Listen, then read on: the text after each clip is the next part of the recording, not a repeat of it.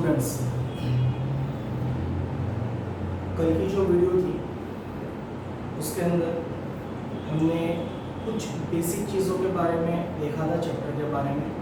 शुरुआत में तो चैप्टर का इंट्रोडक्शन था जिसको हम लोग देखे थे कि एडमिशन ऑफ पार्टनर क्या होता है, देन एडमिशन ऑफ पार्टनर क्यों होता है, एंड जब एडमिशन ऑफ पार्टनर होता है तो क्या क्या चीज़ें होती है। हमने देखा था कि न्यू पार्टनर अपने साथ कैपिटल लेकर के आता है, हमने देखा था कि न्यू पार्टनर अपने साथ गुडविल लेकर के आता है, और जब ये गुडविल आता है तो ये गुडविल ओल्ड पार्टनर्स में बढ़ जाता है। और वो कौन से रेशियो में बढ़ता है? वो सैक्रिफाइसिंग रेशियो में बढ़ता है। क्यों सैक्रिफाइसिंग रेशियो में बढ़ता है? बिकॉज ओल्ड पार्टनर अपने प्रॉफिट को सैक्रिफाइस कर रहे हैं और अपने प्रॉफिट में से कुछ हिस्सा न्यू पार्टनर को देने वाले हैं। ठीक है, तो न्यू पार्टनर जो बेनिफिट उठा रहा है on the loss of old partner, तो वो ओल्ड पार्टनर को कंपेंसेट करेगा। वो किस फॉर्म में कंपेंसेट करेगा? गुडविल के फॉर्म में कंपेंसेट करेगा। फिर जब हम लोग गुडविल को डिस्ट्रीब्यूट करेंगे तो हमें एक रेशियो का रिक्वायरमेंट होगा, और वो रेशियो हमेशा सैक्रिफाइसिंग रेशियो होगा। दूसरी चीज, ये जो वर्ड सैक्रिफाइसिंग रेशियो है, ये सिर्फ और सिर्फ गुडविल को बांटने के लिए काम आएगा, डिस्ट्रीब्यूट करने के लिए काम आएगा। पूरे चैप्टर में सैक्रिफाइसिंग रेशियो का और कहीं कोई यूज नहीं है।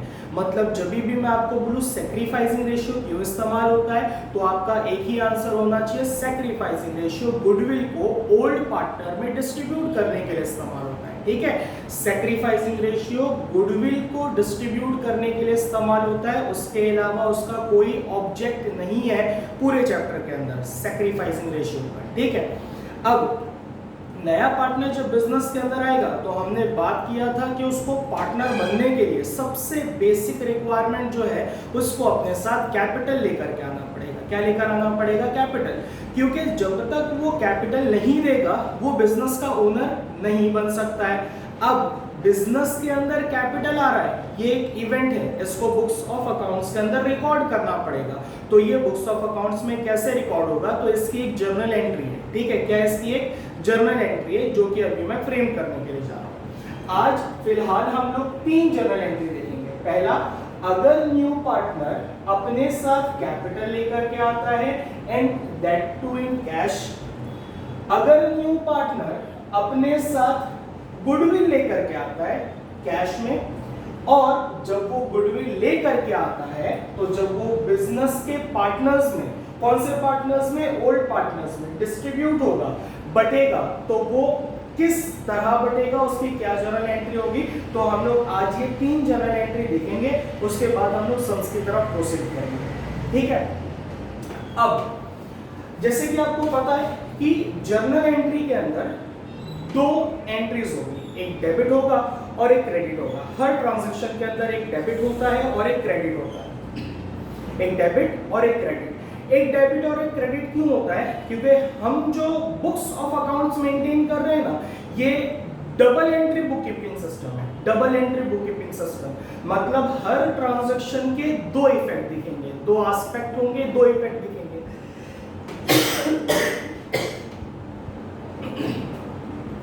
जिस तरह एक कॉइन के 2 फेस होते हैं, उसी तरह बुक्स ऑफ अकाउंट्स के अंदर हर ट्रांजैक्शन के 2 एस्पेक्ट होंगे, एक डेबिट होगा और एक क्रेडिट होगा। हमें आइडेंटिफाई करना पड़ेगा कि इस ट्रांजैक्शन के अंदर वो 2 एस्पेक्ट क्या है। अब हम लोग रीड करते हैं, if new partner brings capital in cash. तो यहाँ पे क्या 2 चीजें हो रही है? तो मैं ये बोल सकता हूं, सबसे पहला कि बिजनेस के अंदर कैश आ रहा है, और वो कैश कौन लेकर आ रहा है? New partner in the form of capital. वो कैश कौन लेकर के आ रहा है? New partner in the form of capital. ठीक है, अब अगर आपने 11th स्टैंडर्ड पढ़ा होगा या जिसने नहीं पढ़ा है वो अभी गो थ्रू कर लेना। ठीक है, 3 बेसिक अकाउंट होते हैं जिसको हम लोग क्लासिफिकेशन ऑफ अकाउंट्स के नाम से जानते हैं। एक अकाउंट होता है रियल अकाउंट, एक अकाउंट होता है पर्सनल अकाउंट, और एक अकाउंट होता है नॉमिनल अकाउंट। जितने भी अकाउंट्स है उसको इन 3 ब्रॉड अकाउंट के अंदर क्लासिफाई किया जाता है। देन हर किसी का एक रूल है, ठीक। जिसको रूल नहीं पता है वो लोग रूल अभी लिख लेंगे, मैं बोल रहा हूं वो लोग रूल लिख लेंगे। रियल अकाउंट का रूल है debit what comes in, credit what goes out.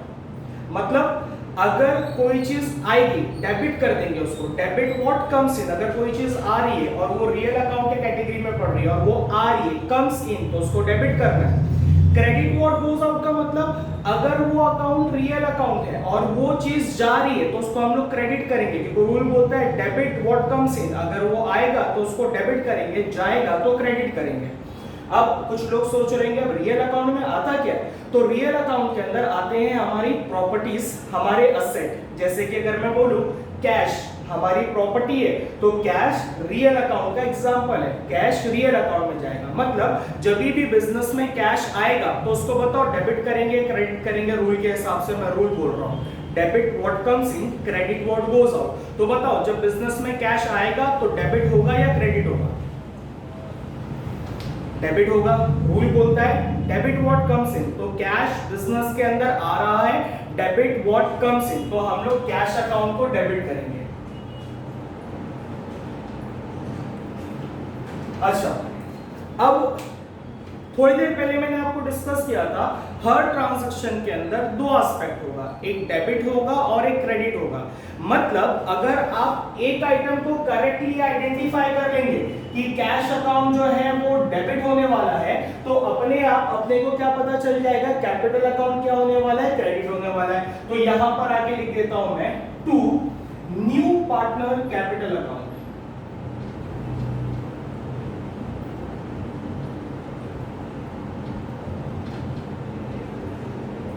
अब हमने इतना बड़ा नाम क्यों लिखा, न्यू पार्टनर कैपिटल अकाउंट? देखो बच्चा, एग्जांपल के तौर पे लास्ट टाइम पे हमने डिस्कस किया था कि हमारे बिजनेस के अंदर पहले से 2 पार्टनर होंगे, एक नए पार्टनर को बिजनेस के अंदर एडमिट किया जाएगा। अब इसने जो लाया था उसको भी कैपिटल बोलेंगे, इसने जो लाया था उसको भी कैपिटल बोलेंगे, इसने भी लाया उसको भी कैपिटल बोलेंगे। तो बाइफर्केशन कहां रह गया कि किसका कैपिटल कितना? तो हम लोग क्या करते हैं, अगर ए कैपिटल लाएगा तो हम लोग लिखेंगे एस कैपिटल, बी कैपिटल लाएगा तो हम लोग लिखेंगे बीस कैपिटल, सी कैपिटल लाएगा तो हम लोग लिखेंगे सीस कैपिटल।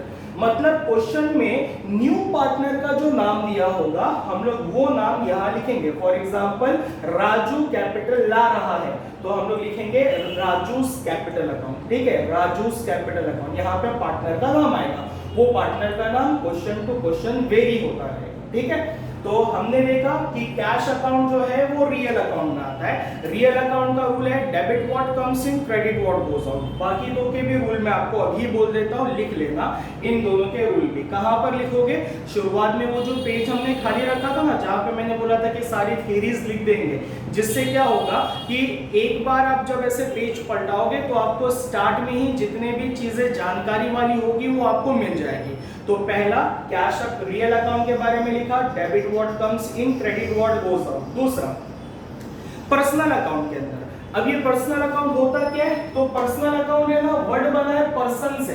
पर्सन मतलब कोई भी व्यक्ति, व्यक्ति मतलब हम जैसा इंडिविजुअल, या फिर कोई एक ऑर्गेनाइजेशन जिसका एक नाम हो, चाहे वो ऑर्गेनाइजेशन प्रॉफिट मेकिंग हो, चाहे वो ऑर्गेनाइजेशन नॉन प्रॉफिट मेकिंग हो, जिसका भी एक नाम होगा, चाहे वो इंडिविजुअल हो चाहे वो ऑर्गेनाइजेशन हो, profit making non profit making, वो सब क्लासिफाई होता है पर्सनल अकाउंट के अंदर। जैसे कि विजडम एकेडमी एक नाम है, आपके कॉलेज का एक नाम है, तो ये पर्सनल अकाउंट में जाएगा। मैं बोलता हूं राजीव, तो राजीव एक नाम है, वो पर्सनल अकाउंट के अंदर जाएगा। मैं बोलता हूं रोहन, रोहन एक नाम है, वो पर्सनल अकाउंट में जाएगा। तो जितने भी नाम वाले आइटम होते हैं, चाहे वो ह्यूमन बीइंग के हो, चाहे वो किसी ऑर्गेनाइजेशन के हो, संस्था के हो, आपके बिल्डिंग के नीचे किराने वाले का हो या कोई जनरल स्टोर का हो, वो सारी के सारी चीजें पर्सनल अकाउंट में कवर होती है। पर्सनल अकाउंट का रूल है, मैं बोल रहा हूं, debit the receiver, credit the giver, debit the receiver, credit the giver. अगर सामने वाला रिसीवर है, इसका मतलब बता रहा हूं, अगर सामने वाला रिसीवर है तो उसको डेबिट कर दिया जाए, डेबिट द रिसीवर। अगर सामने वाला गिवर है तो उसको क्रेडिट किया जाए, क्रेडिट द गिवर, सिंपल सा रूल। एंड लास्ट वाला रूल जो है वो नॉमिनल अकाउंट का है। नॉमिनल अकाउंट मतलब यहाँ पे ना 4 चीजें कवर होती है नॉमिनल अकाउंट के अंदर। यहाँ पे असेट कवर होता है, प्रॉपर्टी, यहाँ पे कोई भी नाम हो सकता है, name of a person, name of the organization, anything, जैसे कि टीएमसी हो गया या हमारा बॉम्बे म्युनिसिपल कॉर्पोरेशन बीएमसी हो गया, आरबीआई हो गया, आपका स्टेट बैंक ऑफ इंडिया हो गया, या फिर कुछ भी चीज जिसका एक पर्टिकुलर नाम हो, हम लोग उसको यहाँ पे क्लासिफाई करेंगे पर्सनल अकाउंट। नॉमिनल अकाउंट में क्लासिफाई करने के लिए क्या क्या चीजें, क्या क्या कंडीशन है। पहला, अगर किसी आइटम को हम लोग एक्सपेंस बोल सकते हैं, अगर किसी आइटम को हम लोग लॉस बोल सकते हैं, अगर किसी आइटम को हम लोग इनकम बोल सकते हैं, अगर किसी आइटम को हम लोग गेन बोल सकते हैं, गेन मतलब प्रॉफिट, तो ये सारी चीजें क्लासिफाई होगी नॉमिनल अकाउंट में। और नॉमिनल अकाउंट का रूल सिंपल है, debit all expenses and losses, credit all income and gain. Debit all expenses and losses, credit all income and gain. जैसे कि अगर मैं बात करूं सैलरी, तो सैलरी एक्सपेंस है तो सैलरी डेबिट हो जाएगा। मैं बात करूं लॉस बाय फायर, नुकसान हो गया, लॉस बाय फायर डेबिट हो जाएगा जर्नल एंट्री के अंदर। अगर मैं बात करूं सेल्स, सेल्स मतलब माल बेचना, इनकम है तो उसको हम लोग क्रेडिट कर देंगे।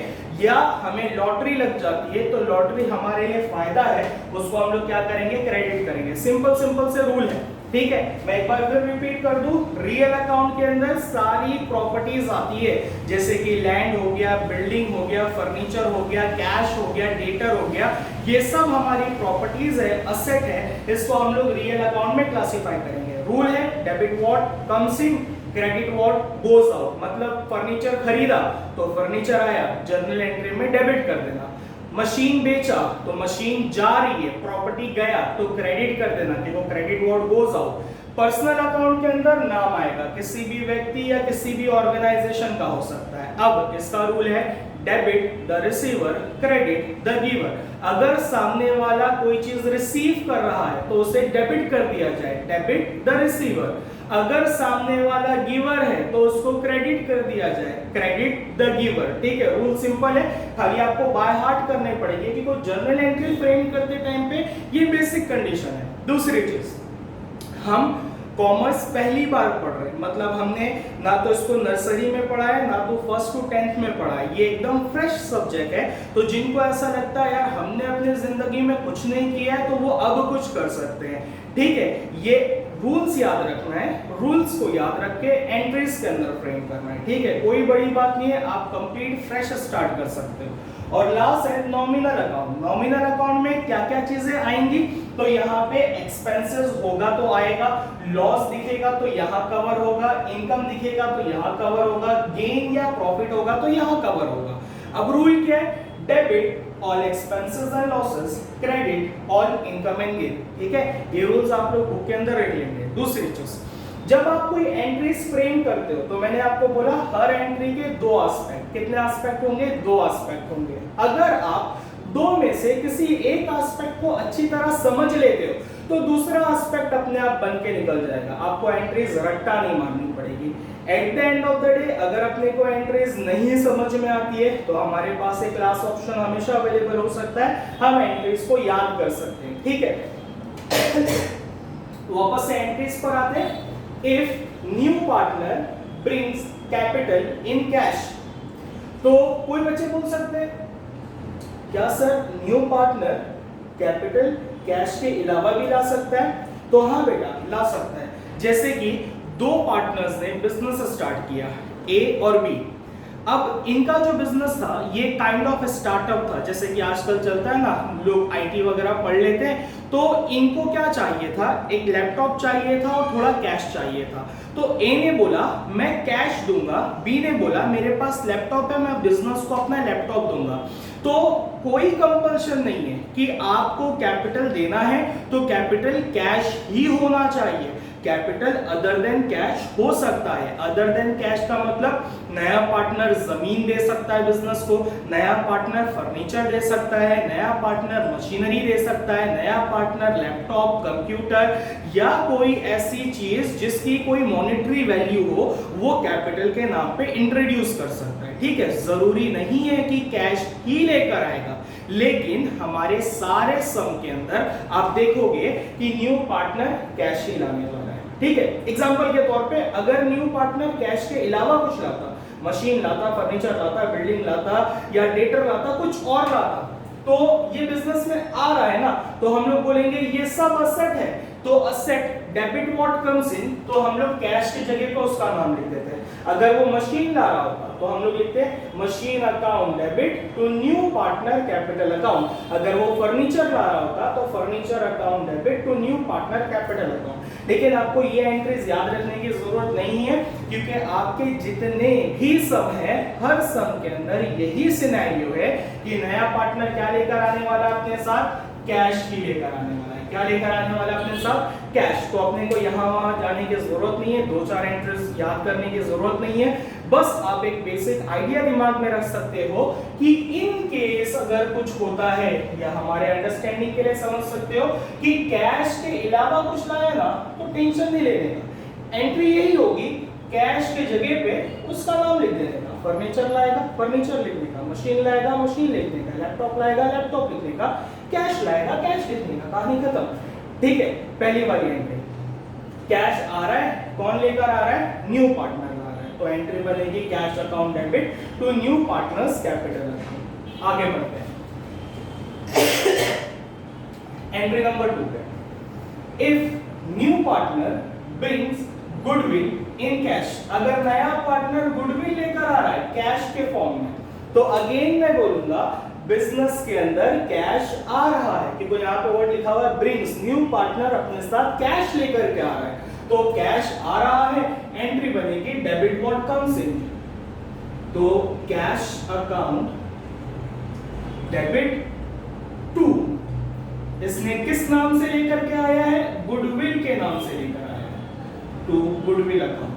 पहले वाले सिनेरियो में उसने किस नाम से लेकर के आया था, उसने उसको कैपिटल के नाम से लाया था, तो हमने उसको कैपिटल बोला। लेकिन सिर्फ कैपिटल क्यों नहीं बोला, क्योंकि कैपिटल अलग अलग पार्टनर्स के होंगे, ए भी कैपिटल इंट्रोड्यूस करेगा, बी भी इंट्रोड्यूस करेगा, सी भी इंट्रोड्यूस करेगा, तो हम लोग पार्टनर्स का नाम लिखेंगे। ठीक है, यहाँ पे न्यू पार्टनर अपने साथ कैश ला रहा है, तो हम लोग बोलेंगे debit what comes in, cash account debit, debit what comes in, cash आया। कैश किस नाम से आया, तो ये बार कैश किस नाम से आया है, गुडविल के नाम से आया है। किस नाम से आया है, कैश गुडविल के नाम से आया है। आगे बढ़ते हैं, last entry, when goodwill is distributed, या फिर क्वेश्चन में कभी वर्ड लिखा रहेगा रिटेन्ड, रिटेन्ड मतलब बिजनेस में रखना, संभाल करके।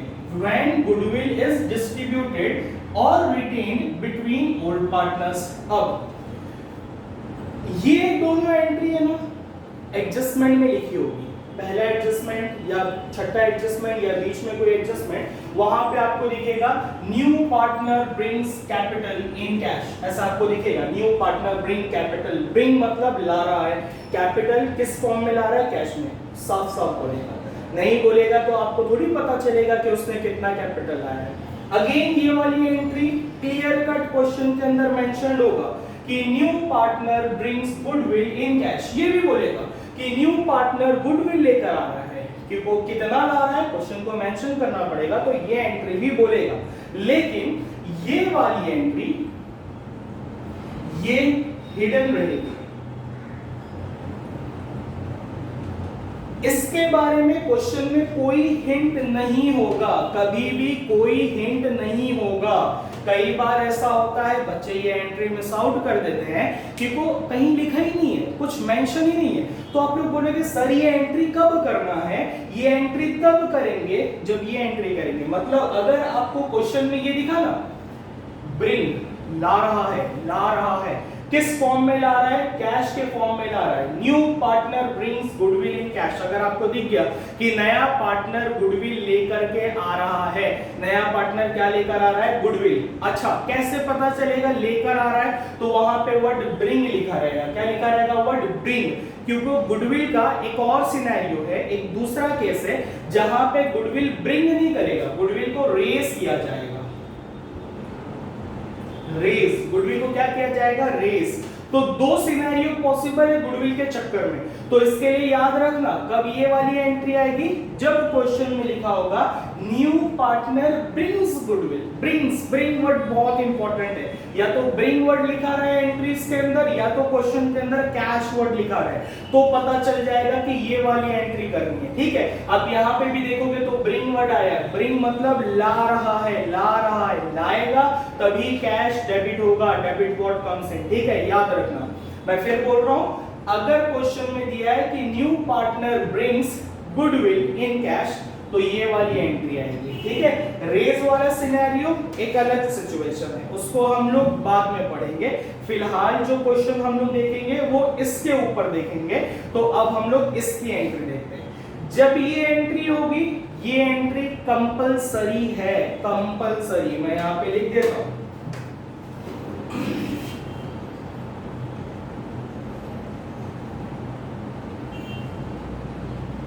with entry number 2। Second entry के बाद ये वाली एंट्री कंपलसरी है, क्वेश्चन में कहीं कुछ नहीं बोलेगा। ठीक है, क्वेश्चन में कहीं कुछ नहीं बोलेगा। जब हम ये एंट्री पास करेंगे, हमें खुद याद होना चाहिए कि हमें ये वाली एंट्री भी पास करनी है। ठीक है, तो अब हम लोग एंट्री देखते हैं कि एंट्री क्या होगी। यहां लिखा है when goodwill is distributed या retained between old partner, goodwill but रहा है। ठीक है, अब हम लोग क्या इसके अंदर लॉजिक लगाएंगे कि गुडविल आया था तो हमने उसको क्रेडिट किया था। ठीक है, पहली वाली एंट्री में, प्रीवियस एंट्री में गुडविल क्रेडिट हुआ था, अब गुडविल बट रहा है तो गुडविल डेबिट हो जाएगा। बेसिकली इसका नलिफिकेशन इफेक्ट है।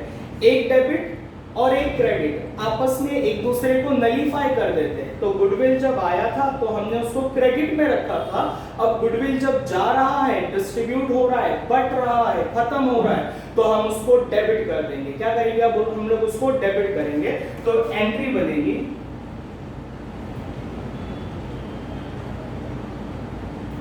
Goodwill account debit to. अच्छा, गुडविल किनके बीच में बटेगा? ओल्ड पार्टनर्स के बीच में। तो यहां पे आके लिख देंगे ओल्ड पार्टनर।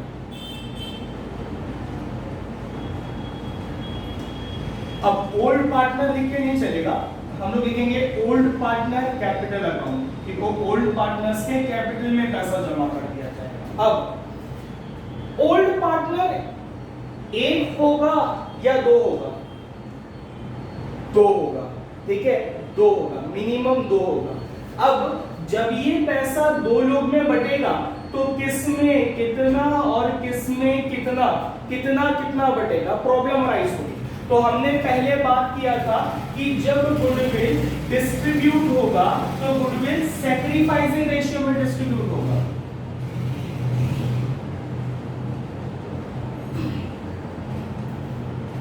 तो इस एंट्री को हम लोग यहाँ पे सैक्रिफाइसिंग रेशियो में बांटेंगे। कैसे बांटेंगे? Will see. खाली आपको क्या याद रखना है कि जब गुडविल डिस्ट्रीब्यूट होगा ओल्ड पार्टनर्स में, तो एंट्री होगी गुडविल अकाउंट डेबिट। डेबिट क्यों? क्योंकि प्रीवियस एंट्री में वो क्या हुआ था? क्रेडिट। तो एंट्री बनेगी goodwill account debit to old partner in sacrificing ratio, to old partners in sacrificing ratio. ये चीज याद रखना एंट्री के साथ कि किस रेशियो में बटेगा? सैक्रिफाइसिंग रेशियो में बटेगा। ठीक है, ये तीन जनरल एंट्री है जिसको हम लोग हर सम में इस्तेमाल करेंगे। ये तीन जनरल एंट्री याद करना है, क्योंकि अगर आपको पता होगा तो हमने 11th स्टैंडर्ड के अंदर जर्नल नाम की चीज भी पढ़ी थी और लेजर भी पढ़ा था। एग्जाम में जो क्वेश्चन पूछा जाता है एडमिशन ऑफ पार्टनर के ऊपर, वो या तो लेजर होगा या तो जर्नल एंट्री होगी। एंड आपका लेजर तभी स्ट्रांग होगा जब आपको उसकी जर्नल एंट्री आती होगी, क्योंकि journal entry is the foundation. अगर आपका फाउंडेशन ही वीक होगा तो आप उसके ऊपर लेजर नहीं खड़ा कर सकते हो। तो आपको सबसे पहले ये करना होगा कि ये एंट्रीज आपको याद करनी पड़ेगी। एंट्रीज क्या करनी पड़ेगी? आपको याद करनी पड़ेगी।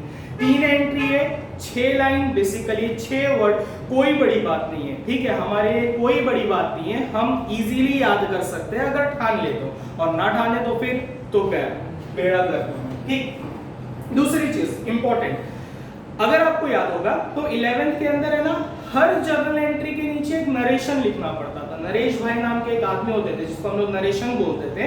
अब नरेशन में क्या लिखना है इनके नीचे? तो नरेशन में क्या लिखेंगे? तो ये जो सेंटेंस है ना, ये सेंटेंस लिखेंगे। तो आपको क्या करना है? आपको ये भी याद करना है, आपको ये भी याद करना है, आपको ये भी याद करना है, आपको ये भी याद करना है, ये भी याद करना है, ये भी याद करना है। इससे फायदा ये होगा कि ये जो सेंटेंस है, ये सेंटेंस बन जाएगा आपका नरेशन। वरना प्रॉब्लम क्या होगा पता है? आपको ये याद है, ये याद है, ये याद है, नाम ही नहीं याद है किस पर क्या एंट्री है, फिर वहां पे प्रॉब्लम हो जाएगी, ठीक है, प्रॉब्लम होगी, बहुत प्रॉब्लम होगी, ठीक। तो एक बार एंट्रीज में आपके लिए रीड आउट कर देता हूं कि कैसे याद करना है, ठीक है। स्टार्ट करते हैं। Entry number 1, if new partner brings capital in cash, तो कैश आ रहा है, डेबिट व्हाट कम्स इन, तो एंट्री बनेगी cash account debit to new partners capital account. मतलब जब मेरा सवाल होगा if new partner brings capital in cash, तो आपको बोलना होगा सर एंट्री है cash account debit to new partner capital account. ये थोड़ा जान में आएगा बोलने के लिए 3 वर्ड, लेकिन बोलना पड़ेगा, यही प्रॉपर तरीका है। आप अगर इसको सिर्फ कैपिटल के नाम से याद करोगे ना, फंस जाओगे कहीं ना कहीं आगे चल के। एग्जाम में ऐसा होगा, वही चीज दिमाग में बैठी रहेगी और अपन फंस जाएंगे, ठीक है। तो हम पूरा याद करेंगे cash account debit to new partner capital. And दूसरी चीज, न्यू पार्टनर के जगह पे पार्टनर्स का नाम आएगा जब हम सम सॉल्व करेंगे, ठीक है। तो new partner capital account. Entry number 2, if new partner brings goodwill in cash, तो एंट्री क्या बनेगी? कैश आ रहा है, अगेन वही लॉजिक, ठीक है। ये दोनों एंट्रीज को कनेक्ट कर लेना, कैश आ रहा है, कैश आ रहा है, कैश डेबिट हो रहा है, कैश डेबिट हो रहा है।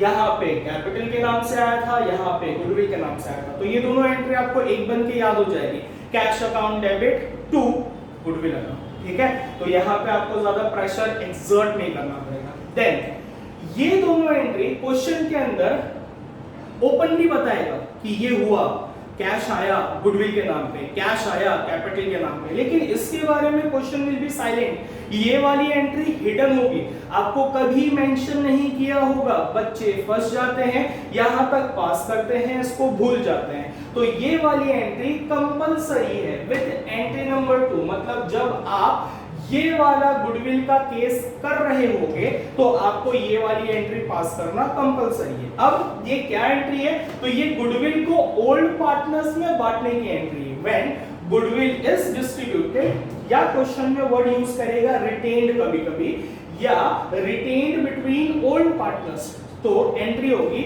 Goodwill account debit to old partners in sacrificing ratio. इसका लॉजिक कैसे याद रखना है? गुडविल डेबिट क्यों हो रहा है? क्योंकि वो प्रीवियसली जस्ट ऊपर वाली एंट्री में गुडविल क्या हुआ था? क्रेडिट। गुडविल को बांटना है, खत्म करना है, नलीफाई करना है। तो अगर प्रीवियसली वो क्रेडिट हुआ था तो अब उसको क्या करना पड़ेगा? हमें डेबिट करना पड़ेगा। अकाउंट्स के अंदर कोई प्लस माइनस नहीं होता है, अकाउंट्स के अंदर एक डेबिट है और एक क्रेडिट है। एक दूसरे को ऑपोजिट में यूज करने से वो इफेक्ट नलीफाई हो जाता है। यहाँ भी गुडविल, यहाँ भी गुडविल, तो वो नलीफाई हो जाता है, ठीक है। तो अब गुडविल आया था तो क्रेडिट हुआ था, अब गुडविल बांटना है तो गुडविल को क्या करेंगे? डेबिट करेंगे। किन में बांटना है? तो ओल्ड पार्टनर्स में बांटना है। किस रेशियो में बांटना है? तो सैक्रिफाइसिंग रेशियो में बांटना है। लेक्चर के शुरुआत में मैंने बोला था कि गुडविल सैक्रिफाइसिंग रेशियो में इसलिए बढ़ता है बिकॉज ओल्ड पार्टनर्स अपने प्रॉफिट का सैक्रिफाइस करते हैं फॉर न्यू पार्टनर, ताकि न्यू पार्टनर को प्रॉफिट में से कुछ मिले। जो जितना सैक्रिफाइस करेगा उसको उतना गुडविल मिलेगा। ये कैसे सॉल्व होगा ये सब में हम लोग देखेंगे। फिलहाल हमें क्या करना है? सिर्फ एंट्रीज याद करना है और कुछ नहीं करना है। अब आप क्या करोगे? ये चीजें शायद आपने लिख लिया होगा, अगर नहीं लिखा होगा तो आप लोग इसको लिख लेना कि ये 3 बेसिक बाइफर्केशन है, क्लासिफिकेशन है अकाउंट्स के। उसके बाद गाड़ी आगे चलती है। ये हमने 11th में सीखा था, सबसे बेसिक चीज है। दूसरा, ये चैप्टर के लिए ये जर्नल एंट्रीज इंपॉर्टेंट है। 2-3 जर्नल एंट्रीज और आएगी आगे, उसको हम लोग इसके नीचे कंटिन्यू करेंगे। ये सब आप कहाँ लिखोगे? वो जो शुरुआत में पेज खाली थे ना, वहां पर लिखेंगे। सब हम लोग थोड़ा पीछे से स्टार्ट करेंगे ताकि सारी थ्योरेटिकल चीजें हमें एक जगह पर जमा मिल जाए। अब आप लोग क्या करना, स्क्रीन को पॉज करना और ये सारी एंट्रीज आप लोग को रिकॉर्ड करना है। रिकॉर्ड करने के बाद आपको इसको बाय हार्ट भी करना है, ठीक है? तो शुरू हो जाए, इसको अपने बुक्स के अंदर लिख लो।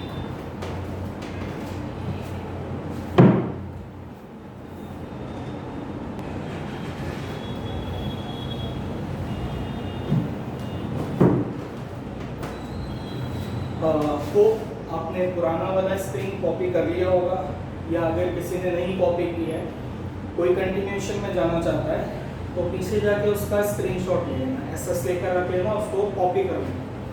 स्क्रीनशॉट नहीं लोगे तो बेटर है। प्रॉब्लम ये है कि एक बार जो चीज़ स्क्रीनशॉट होती है हम लोग उसको कभी जिंदगी में खोल के नहीं देखते, तो बेटर है कि वो आपके रिटर्न रिकॉर्ड में होगा तो वो ज़्यादा अच्छा होगा, ठीक है? एनीवेज, अपन लोग आगे चलते हैं।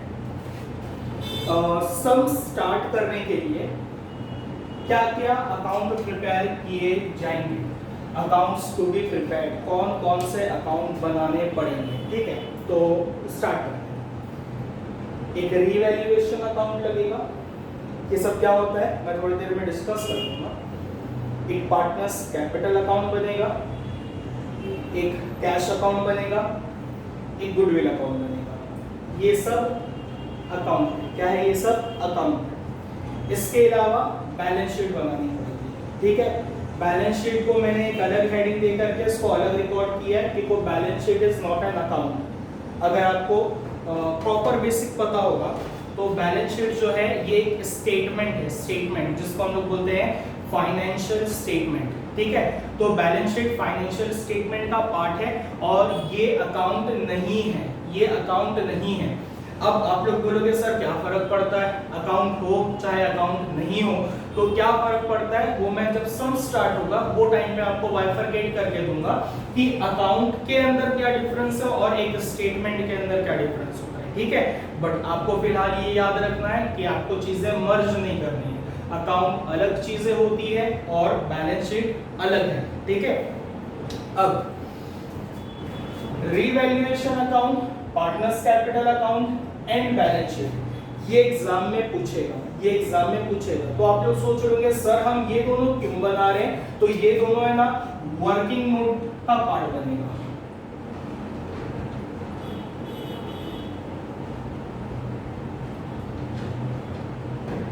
ठीक है? बहुत सारी जगहों पर नहीं बनाया जाता है, बहुत सारे बच्चे इसको नहीं बनाएंगे, लेकिन हम लोग इसको प्रिपेयर करेंगे। 2 रीजन। पहला वजह कि ये जब बनाओगे ना तो चांसेस है गड़बड़ नहीं होगी, आपको प्रॉपर दिखेगा कि एंट्रीज के 2 इफेक्ट किधर जा रहे हैं। वरना आप लोग सोचोगे सर ने